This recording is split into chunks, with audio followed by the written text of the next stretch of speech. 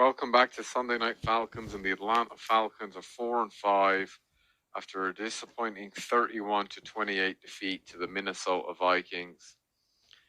There'd be no shame in losing to the Vikings if this was the Kirk Cousins and Justin Jefferson Vikings that we're familiar with. But no, this was a Vikings team that started Jaron Hall, who got injured, and brought in Josh Dobbs, who had been with the team 5 days. 5 days. Had never taken a snap from a center. Hadn't really ever had time to learn the playbook. And the Falcons managed to lose the game.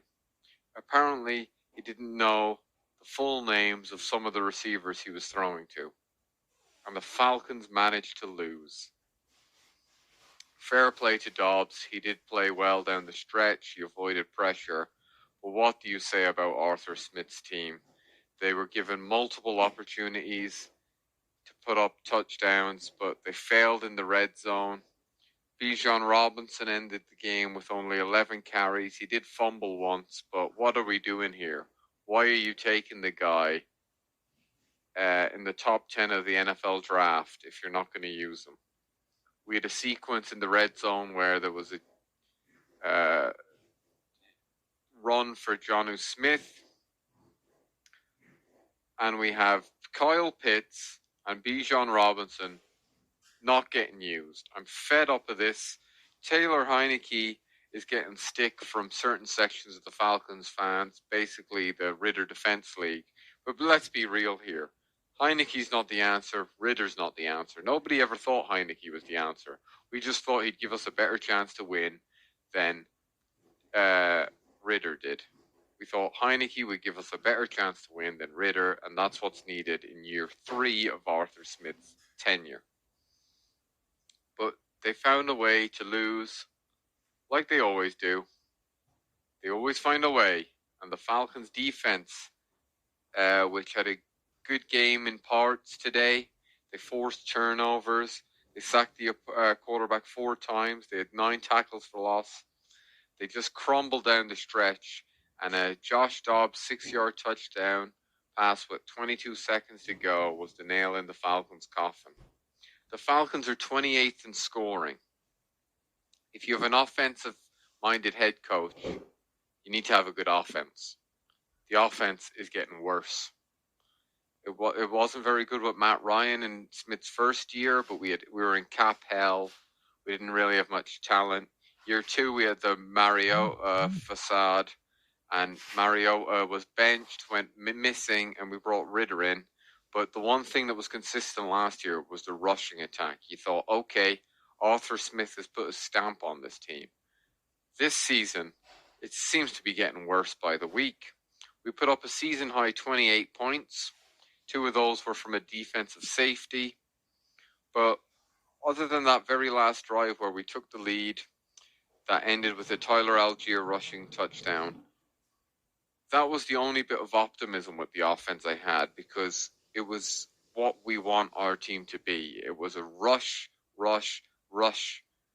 drive, and we just ran it down their throats and got in the end zone.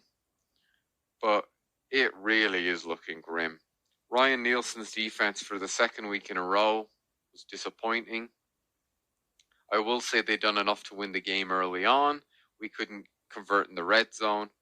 Heineke was who Heineke is. He was a bit inconsistent. Had the touchdown on the screen pass, 60 yards to Jonnu Smith. Jonnu Smith seems to be the only one who's playing up to his ability in the offense. I just don't know where we go from here. This is a Vikings team that had a quarterback that didn't know the playbook and had been with them 5 days. 5 days. Like, what is going on here? 5 days. He didn't know the playbook. He'd never taken a snap from the center. He didn't know his receivers' names. And then the Vikings were without Justin Jefferson. And then KJ Osborne, prayers go to him. He had a bad injury, but he's one of their other better receivers. And we couldn't stop them. It's like, what is going on here? I'm just frustrated by it. I don't know where the team's going here. We have Arizona next, I believe. I think Arizona might have Kyler Murray back, and you know what that means. It means the Falcons will probably lose that game too. We have the Cardinals on the road, we have the Saints at home, the Jets on the road, the Bucks at home. Like all four of those games, then the Panthers, the Colts, the Bears, the Saints. Every game remaining on the schedule is winnable if this team was well coached. But this team is not only not well coached, they're getting worse by each passing week. They're getting worse. So it's a huge concern. The last 2 weeks, the defense has given up 28 and 31 points. Like, what is happening? What is happening? What we do here now, I do not know. I'm rambling here a bit, but it's because I'm pissed off, I'm annoyed, I'm hurt. I want the Falcons to be competitive. I want the Falcons to win. But when they're shooting themselves in the foot, we've lost to Minnesota, Tennessee, and Washington in our last 4 games. And to be honest with you, we shouldn't have lost any of them. None of them are very good. None of them are impressive teams, if you ask me. We should have beat them, especially if this was the Vikings with Cousins and Jefferson. I wouldn't have expected us to win. I would have said, fair enough, they're a class above us. But this is a Minnesota team, bringing in a quarterback. We didn't even know his teammates' names. That's a fireable offense. I'd sack Arthur Smith tonight, to be honest. I'd get rid of him. What are we doing here? Because if he's not bringing a good offense, if we can't rush the football, he doesn't have the ability to identify a good quarterback because he keeps hitching his wagon to these bang average quarterbacks, whether it be Mariota, Ritter, or Heineke. It's like the guy's determined to lose because it's like, what is going on here? You're hitching your career to these bang average quarterbacks. And the other thing about the Falcons is we're 4-5, so it might not feel to certain people that this team is a shambles or it's really bad. But we have literally probably the easiest schedule in the NFL. We have the NFC South. They're all the Panthers are probably the worst team in the league. The Bucks are crap, and the Saints aren't very good. The Saints are up and down, but the Saints look like a 9-8 team. Then we had the Packers. They're terrible. The Lions are a decent opponent. The Jags are decent. The Texans are average. The Commanders are pretty bad. The Titans won't make the playoffs. The Cardinals are crap. The Jets are without their quarterback with Zach Wilson. He's horrendous. The Colts are without their quarterback. They're another average team. The Bears are probably the other worst team in the league, along with Carolina. So it just looks really grim.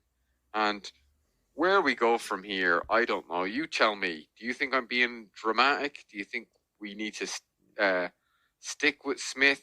Do you think there's signs of progress? Because the play calling is just the way he's using our skill players is just, it's absurd.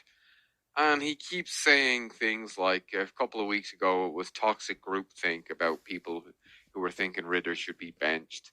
And then he benches him literally a half later. A half. 2 quarters later, he benched him. He went from saying it was toxic groupthink to benching him. 2 quarters. 30 minutes of football. And then he's also has Pop saying it's not fantasy football. Well, it's not fantasy football, but surely the best way for the Falcons to win is by using your better players, which are Drake London, who I know was missing today, Bijan Robinson, and Kyle Pitts. It's a no-brainer. That's it from me. Ran over. I'm just fed up of this head coach. And another thing, my last thing, stop fucking appearing on Pat McAfee's show. We're not fucking good enough for you to be going on there. You don't see Andy Reid or Bill Belichick going on there. So why the hell is this clown going on there? Guy thinks he's fucking really good or something. You don't have time to be doing that. You should be fixing your offense. Andy Reid and Bill Belichick don't go on that fucking show. And those guys are winning Super Bowls. Bloody hell.